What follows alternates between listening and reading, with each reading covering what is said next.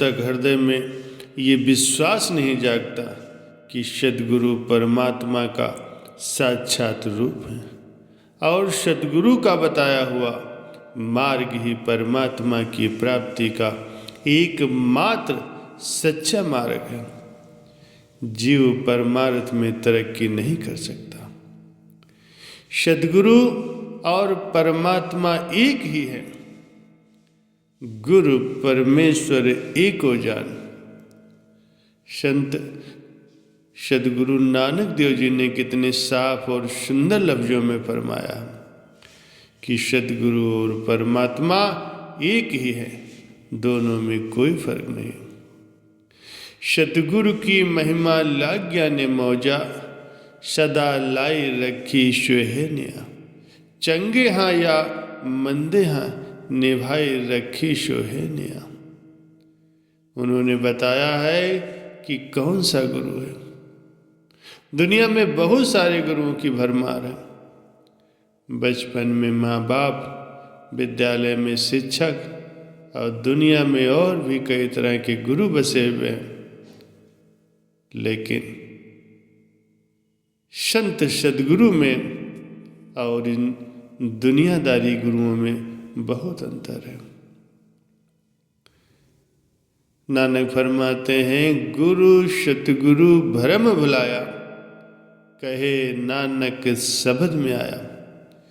सद्गुरु ने सच्चे सद्गुरु और गुरुओं में जो भ्रम था वो अलग कर दिया और कहा, जिस गुरु में सच समाया हो वो ही पूरा है, जिसके अंदर खुद शब्द रूपी परमात्मा बसा है, जो सिर्फ एक ही नाम की महिमा गाता है और जो न सिर्फ समझाता है बल्कि आपको सच में परमात्मा के वास्तविक रूप से रूबरू करवाता है, वो ही सच्चा सद्गुरु है। आगे फरमाते हैं, गुरुमुख नादन गुरुमुख वेदन, गुरुमुख शब्द समाए। ऐसा सद्गुरु जिसने वो नाद, वो सच्ची धुन समाई हो, जिसे सुनकर मन तृप्त हो जाए और उस धुन में इतना खो जाए कि उसे अपने कोई शुद्ध बुद्ध न रहे। वेदन से अभिप्राय है ज्ञानी होना। ऐसा सद्गुरु जिसके पास नाम धुन की सच्ची कमाई हो, ऐसे गुरु में ये वेद पोथी पूरी सृष्टि का ज्ञान समाया होता है और जो खुद शब्द हो वही पूरा सद्गुरु है। पंचम पातशाही श्री गुरु अर्जुन देव जी महाराज जी ने कहा है, ऐसे गुरु को बल बल जाइए। मुबारक है ऐसे उन सभी लोगों को जिन्हें पूरे सद्गुरु का साथ मिला, क्योंकि एक वही है जो हमें परमात्मा के सच्चे घर तक पहुंचा सकते हैं, वरना तो आत्मा इन 84 लाख के जेल खाने में ही फंसी रहती है। शुक्र है मेरे सद्गुरु, संभाल करना हर पल हर सांस में, एक तेरे सिवाय मेरा और कोई नहीं है इस दुनिया में। प्यारे सज्जनों, हम अपने मानुष जन्म को सार्थक कर सकते हैं, हम उस परम पिता परमात्मा को पा सकते हैं। हमें कुछ रूहानियत की बातों पर अमल करना होगा। अगर हम इन रूहानियत के नियमों के अनुसार चलेंगे तो हम परम पिता परमात्मा को प्राप्त कर लेंगे और 84 के जेल खाने से आज़ाद हो जाएंगे। 84 के जेल खाने से बचने के लिए रूहानियत के कुछ नियम हैं। सबसे पहले अपने व्यवहार में सादगी बनाएं, हर किसी व्यक्ति का सम्मान करें और सत्संग से जुड़े रहें। कभी किसी का दिल न दुखाएं, प्यार और प्रेम बनाए रखें। मुसीबत में एक दूसरे व्यक्ति की मदद करें। पूर्ण सद्गुरु की खोज करें, उनके हुक्म में चलें।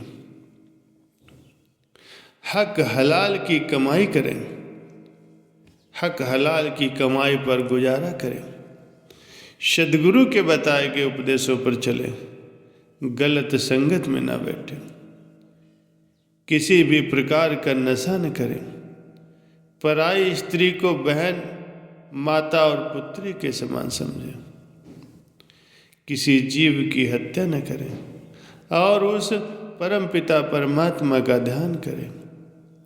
सद्गुरु द्वारा प्राप्त नामदान से हम उस परमपिता परमात्मा को पा सकते हैं। इसीलिए हमें उस नाम युक्ति का फायदा उठाना है, हर रोज बिना नांगा किए भजन सुमिरन करना है। संत महापुरुष समझाते हैं कि हमें ज़्यादा से ज़्यादा भजन सिमरन पर जोर देना चाहिए, ताकि हमारा इस मनुष्य जन्म में आने का मकसद पूरा हो जाए और उस परम पिता परमात्मा में समा जाए। इसलिए हमें सद्गुरु के हुक्म में चलना है और रूहानियत की सभी बातों पर अमल करते रहना है। संत महापुरुष फरमाते हैं कि हक हलाल की कमाई करें, साध संगत की सेवा करें। धन दौलत पापों के बिना एकत्र नहीं होती और अंत समय साथ भी नहीं जाती। गुरु नानक साहब जी फरमाते हैं कि लोग धन दौलत इकट्ठा करने में खोए हुए और इस बात पर विचार करने का यत्न ही नहीं करते कि वे पापों का ऐसा भारी बोझ एकत्र कर रहे हैं जो अनेक लोगों की रूहानी विनाश का कारण बन चुका है और अब उनके विनाश का कारण बनेगा। धन जो पाप के बिना इकट्ठा नहीं हो सकता, मृत्यु के साथ नहीं जा सकता, प्रभु की दरगाह में दुर्दशा का कारण बनता है। फिर वो हमारे लिए किस प्रकार से लाभदायक हुआ।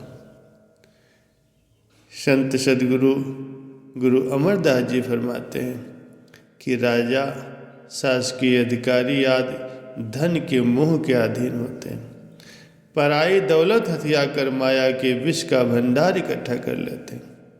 वास्तव में लोभ, लालच और माया उनको छल लेते हैं और अंत समय उन्हें यम के हाथों चोट सहनी पड़ती है। अगर कोई गुरु या पीर होकर अपने शिष्यों से भीख मांगता फिरता है तो उसके पैरों पर कभी भी सिर नहीं झुकाना चाहिए।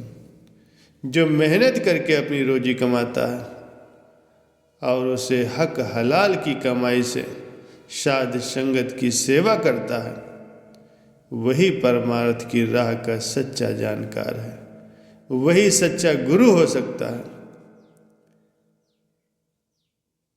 हक हलाल की कमाई से सुख और आनंद की प्राप्ति होती है। कबीर साहब ने गुरु और शिष्य दोनों के लिए बहुत ऊंचा आदर्श स्थापित किया। आप फरमाते हैं कि शिष्य को चाहिए कि अपना सब कुछ वो गुरु को अर्पण कर दे, अर्थात सब कुछ गुरु का समझ कर इस्तेमाल करे। लेकिन गुरु को चाहिए कि शिष्य की सुई को भी हाथ न लगाए। वही गुरु सच्चा गुरु हो सकता है, उसी से ही सच्चे परमार्थ का लाभ प्राप्त हो सकता है।